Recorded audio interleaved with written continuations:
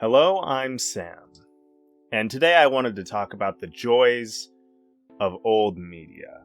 Media being books, movies, shows, tabletop games, computer games, so on and so forth, right? Now, if you're like me, much of the new things, new media that's released, are not satisfying to you, yeah? Now, I don't want to be a horrible old grognard, even though I am on the inside, but I do like some of the new things that have come out. Specifically, I think of, a few years ago now, The Northman.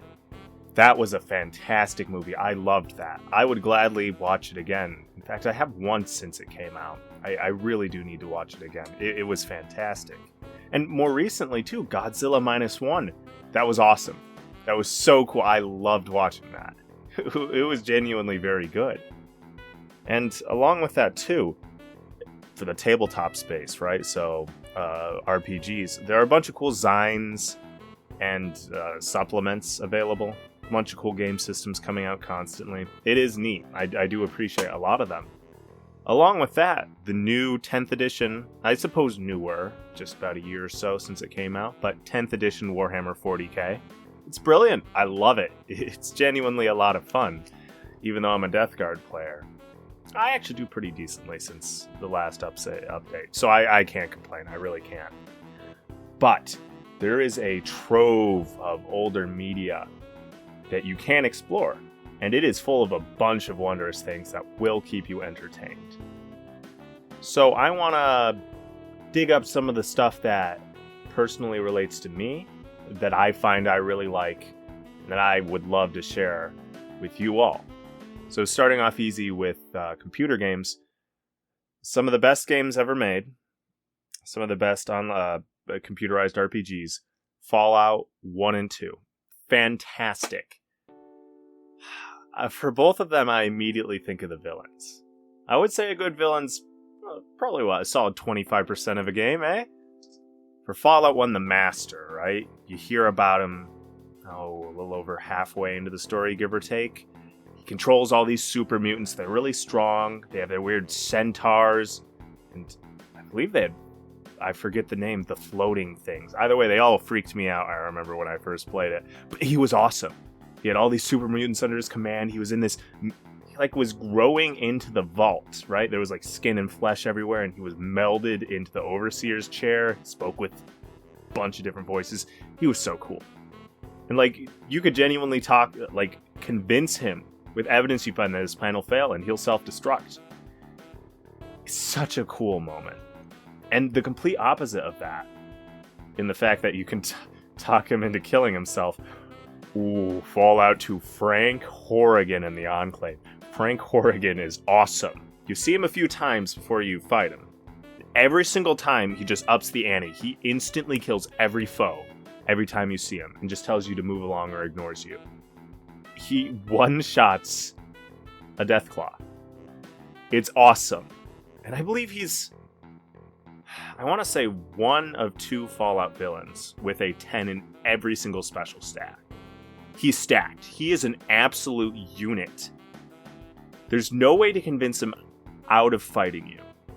There are only ways before the fight to weaken him slightly. And even when you do kill him, I forget if you need Bloody Mess or not to get this. I always got Bloody Mess, but so you'd split him in half, and he would get up. He'd walk on both of his hands, right? Just a torso, a head, and his hands in power armor, and try to get to you still before stumbling. Absolute unit, awesome villain. Frank Horrigan is awesome. Oh, jeepers. Fallout 1 and 2 are not for everyone. I do know that, but after watching or looking up a guide on all the keybinds, maybe a basic on how to make a good character, I would highly recommend it. Put a lot into intelligence. It'll be helpful, trust me. So going on from here. Styx, Master of Shadows, and Shards of Darkness are 2 fantastic stealth games. Some of the best the best I've ever played. Play as Styx, a goblin, and it's a stealth game. The mechanics work well. It's all very clearly explained. Styx is such a great protagonist. I really like him. He's an asshole, but in a good way. Not in a wholesome way, but in an amusing way as you're playing him. It's so good. The elves are really cool in the first game, too. They're weird. They're like super lanky. They're a hive mind.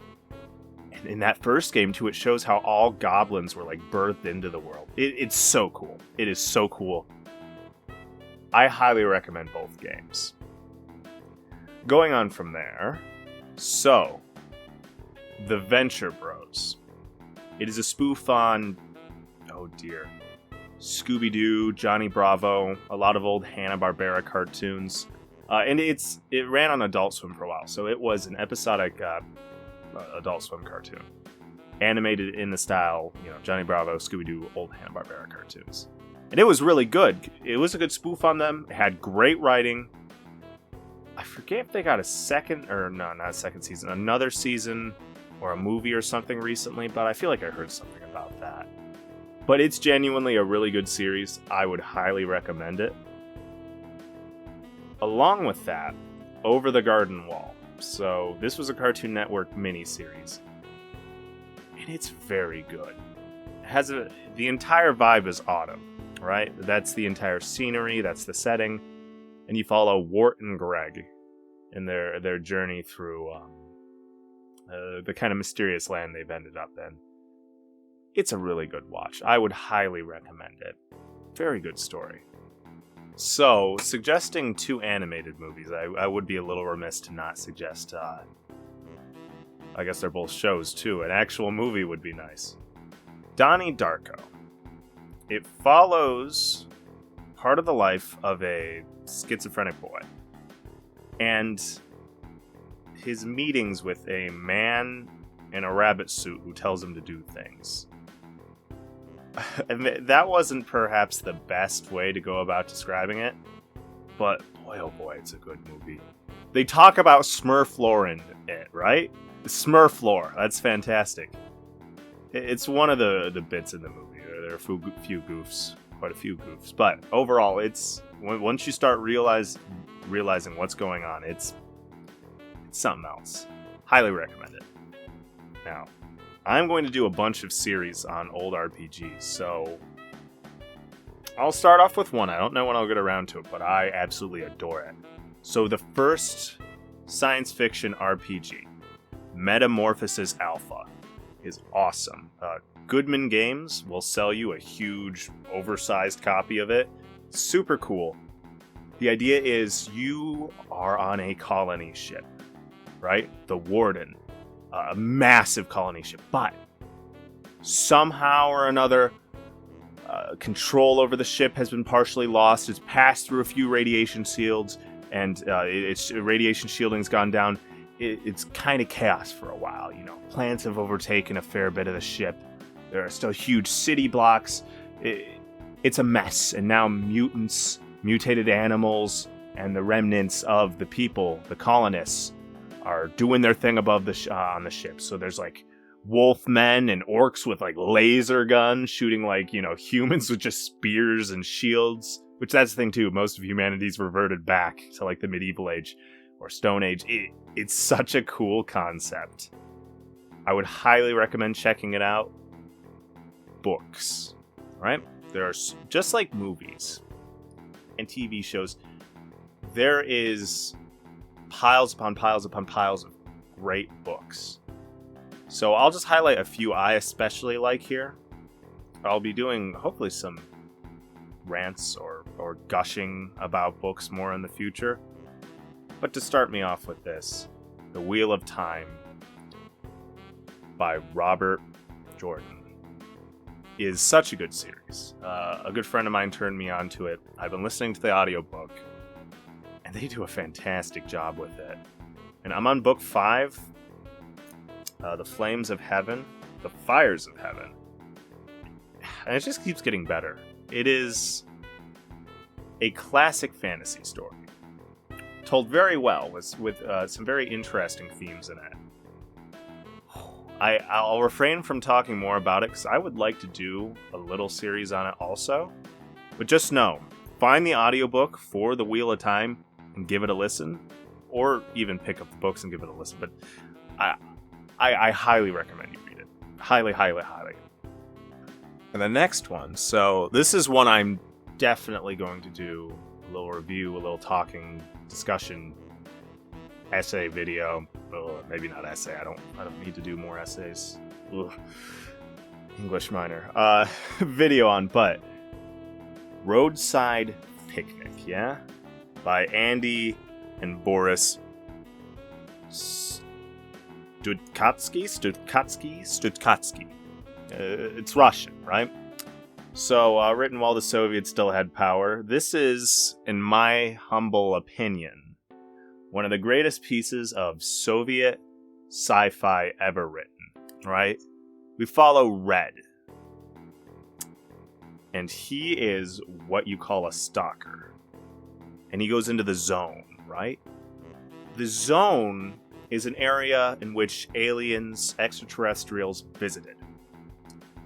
And just as soon as they visited, they left. We don't know if they noticed us or if they did notice us and didn't care enough to communicate with us, but they left a lot of their trash behind. A messy picnic, stopping, and then quickly going. But their trash is our treasure, right? Batteries that are nigh infinite. Various pieces of very strange artifacts that defy physics. There are so many valuable things to us in the zone, but the zone is just as deadly. For every one artifact that's super useful, there are 10, 20 anomalies that will either instantly kill you, cause you to have a horrible, painful, slow death, or, I don't know, will just give you cancer. Just all sorts of awful stuff. And like I said, we follow Red. He's a stalker, so his job is to go in, recover these artifacts, and illegally sell them, right? Because the zone's quarantined. And he's just a guy basically trying to get by. And the zone permanently affects his life. It permeates it. It's great. I don't think enough people appreciate it. I know. Well, Roadside Picnic was the inspiration for the pretty popular Stalker games. Which that could be something cool to do a review on sometime. But from here, as I've said with almost everything, without really thinking, I highly recommend all of this. I want you to check it out. I want these things to have more fans because I want to talk to more people about them. They are fantastic. There's treasure everywhere. And you really just have to get up and look, and you'll be able to find it pretty easily. So, with that, I wish you luck. Thanks for watching.